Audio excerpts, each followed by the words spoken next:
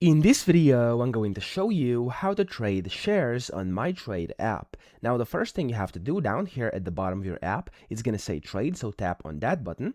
And then from here up top, you can see it says favorite, popular, forex, commodities, etc. Just scroll to the right over here, and as you can see, you will find shares. Now tap on shares, and then over here you can see a bunch of different shares you can trade. You have Microsoft, Apple, Amazon, Alphabet, a bunch of different ones. Of course, you could go ahead and find whichever one you want to trade, or you could just search for it up top in the search box, and then you want to just click on the one that you want to trade. So for this video tutorial, I'm just going to click on Microsoft, which is the first one here on the list.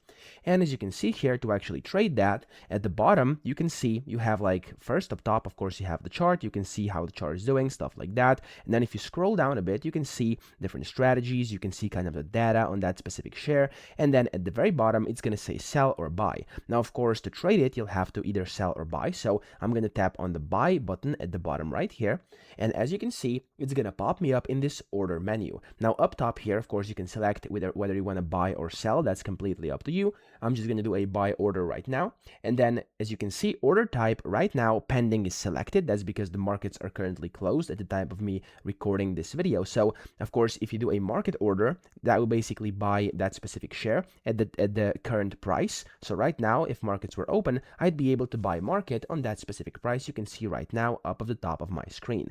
But for me right now, I can only do a pending order, and that is because, of course, the markets are closed. Now, what a pending order is, it's basically like a limit order, so you can set your own price to actually initiate the trade whenever that asset hits that price. So as you can see, I have it set, for example, at 462.80 right now, and it's going to initiate the trade when the price hits that price, okay? Now, here you can also select the quantity, so how much you actually want to purchase. I'm just going to do 0.6 or 0.5 right now, there we go. And then here you can also select your leverage. That's completely up to you, whatever you want to do. And then here, you'll be able to see your margin required and then the available funds. Now, of course, I have enough, so I can go ahead and complete this order. And then here, if you want to, you can also add on some take profits. You could also add in some stop losses and then a trailing stop if that's something you want to do.